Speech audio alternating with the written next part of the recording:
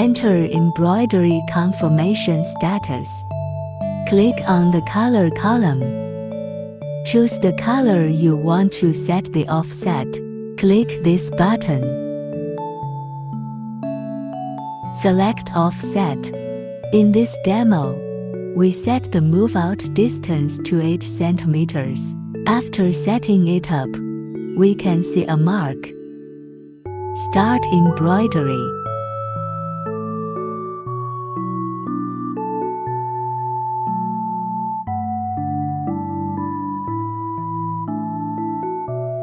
Now the frame automatically moves out. After the red part is done, start embroidery again.